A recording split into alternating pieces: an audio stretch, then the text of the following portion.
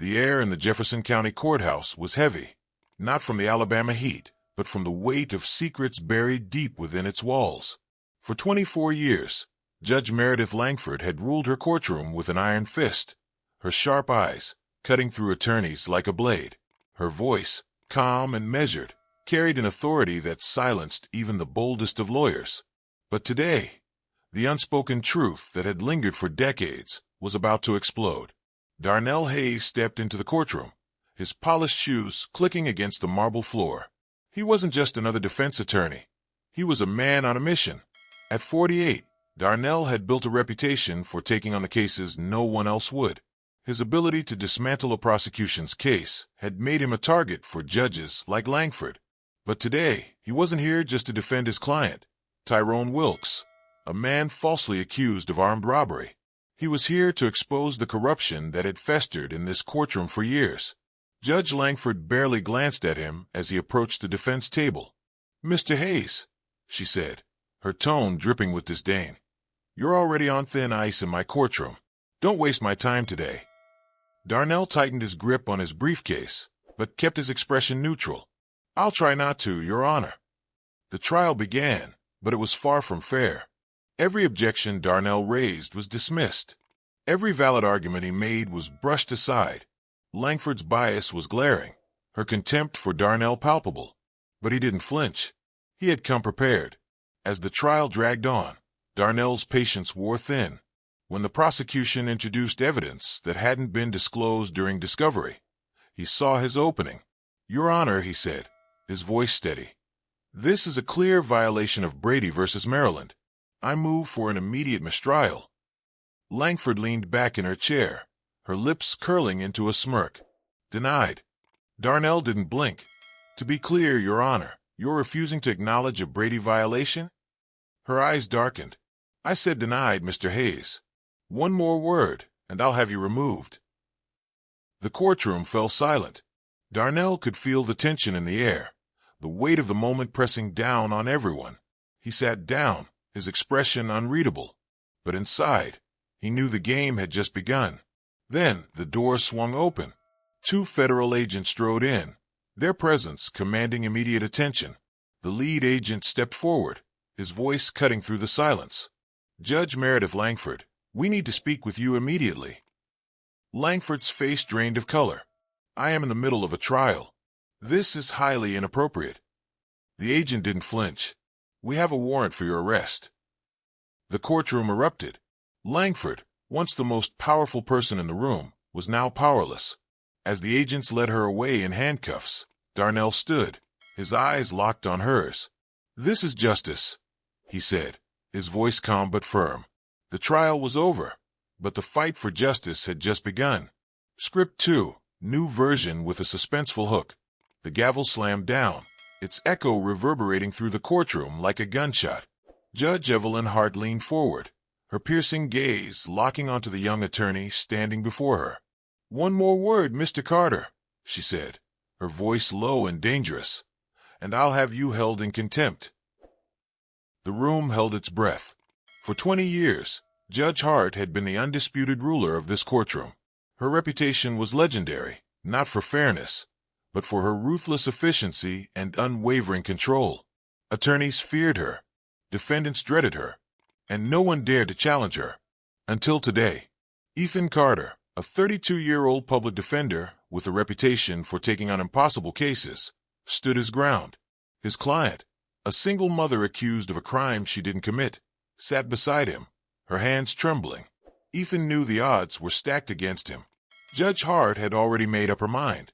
But he also knew something she didn't. He had evidence. Evidence that could shatter her carefully constructed empire. "Your Honor," Ethan began, his voice steady despite the tension in the room, "I have new evidence that proves my client's innocence. Evidence that was deliberately withheld by the prosecution." Judge Hart's eyes narrowed. "Mr. Carter, I've warned you about wasting this court's time. If this is another one of your—" "It's not," Ethan interrupted, his tone firm. He reached into his briefcase and pulled out a thick folder.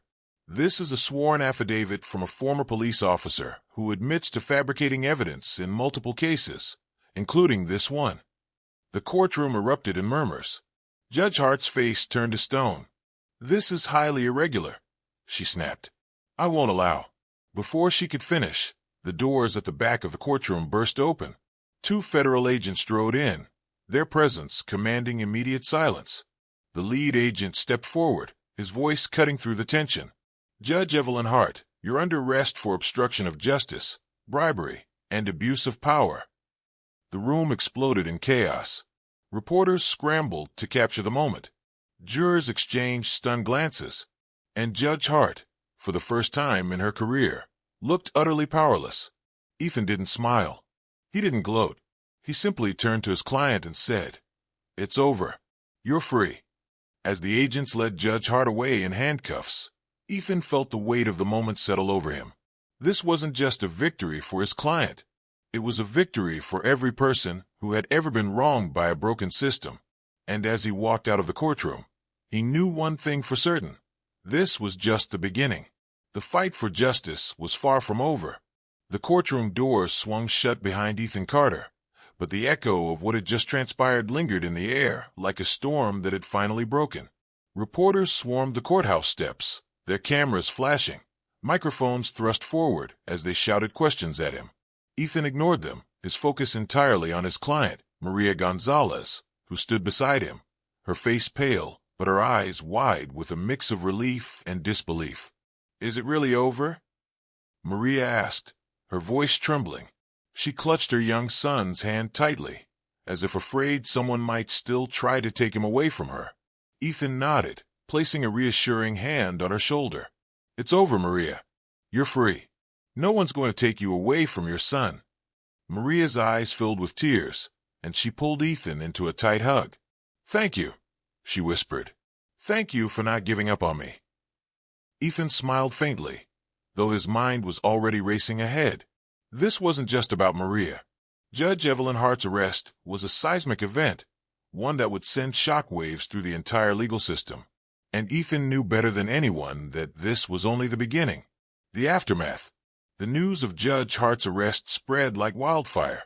By the time Ethan made it back to his small, cluttered office, his phone was buzzing incessantly with calls from reporters, colleagues, and even a few former clients. He ignored most of them, sinking into his chair and staring at the stack of case files on his desk. Each one represented a person who had been failed by the system.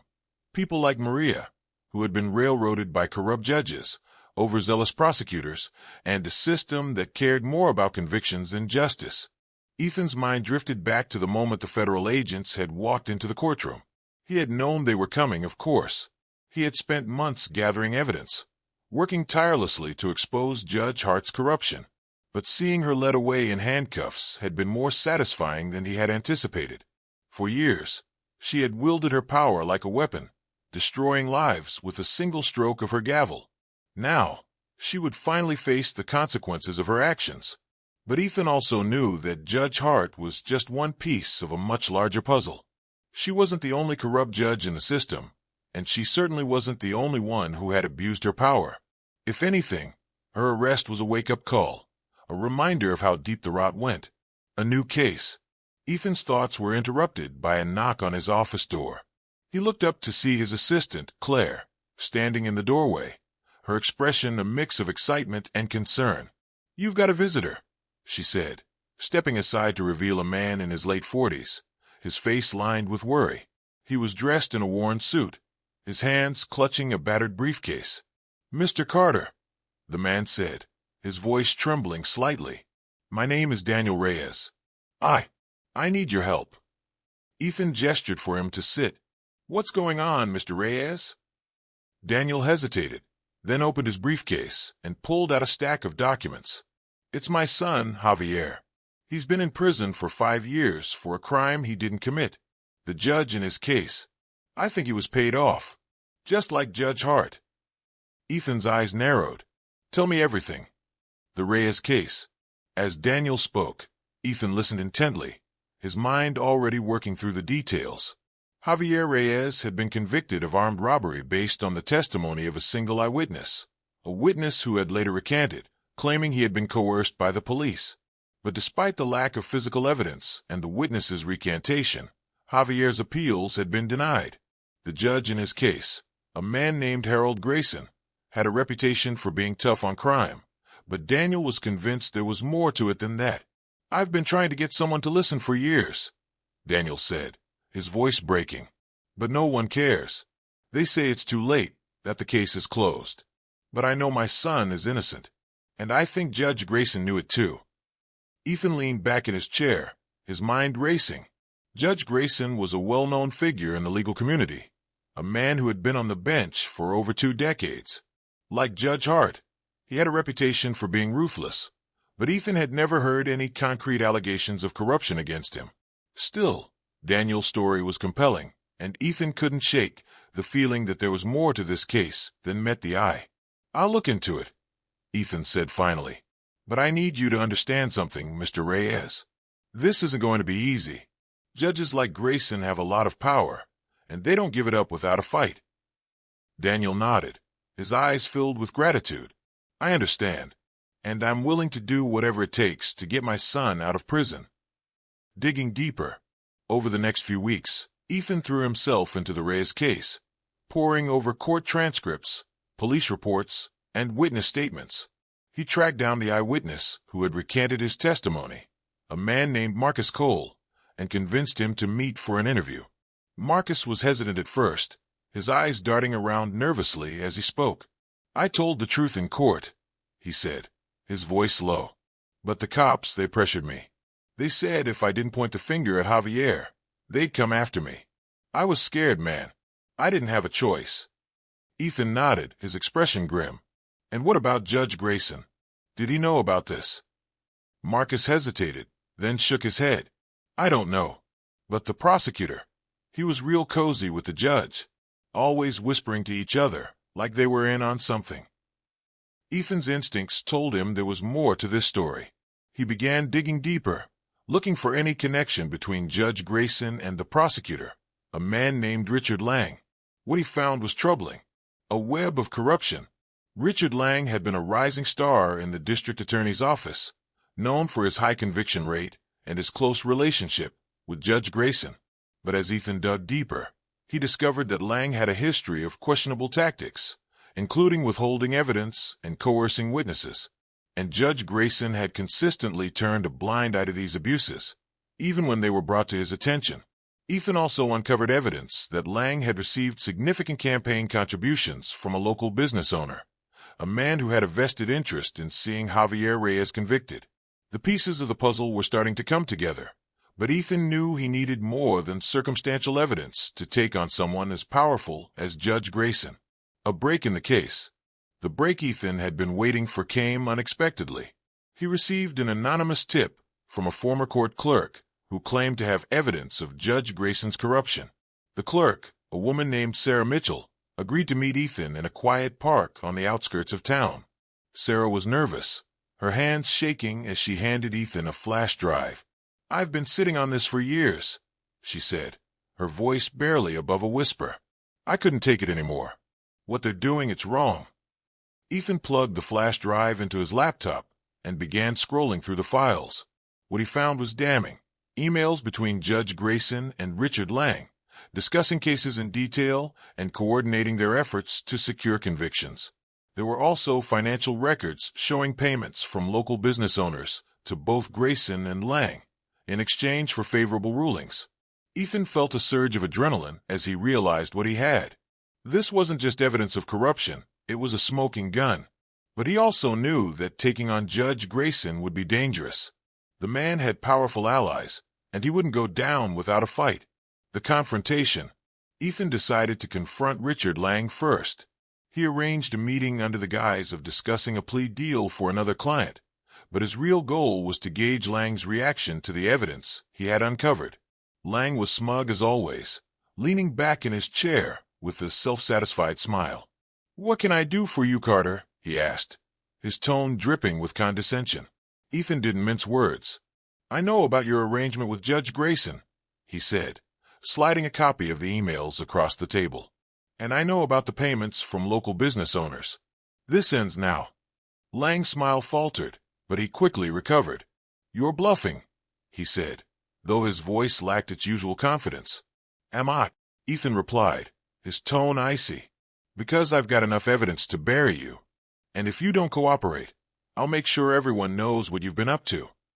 Lang's face turned pale, and for a moment, he looked like a man who had just realized the walls were closing in. But then his expression hardened, and he leaned forward, his eyes narrowing. "You think you're so clever, don't you? But you're in over your head, Carter. You have no idea what you're up against." Ethan didn't flinch. "We'll see about that." The fallout. Ethan's confrontation with Lang set off a chain reaction. Within days, rumors began to swirl about the evidence he had uncovered. Judge Grayson, sensing the tide turning against him, tried to rally his allies, but it was too late. The media had gotten wind of the story, and the pressure was mounting. Ethan knew he had to act quickly. He reached out to a contact in the FBI, an agent named Laura Hayes, who had helped him bring down Judge Hart. Laura was skeptical at first, but when Ethan showed her the evidence, she agreed to open an investigation.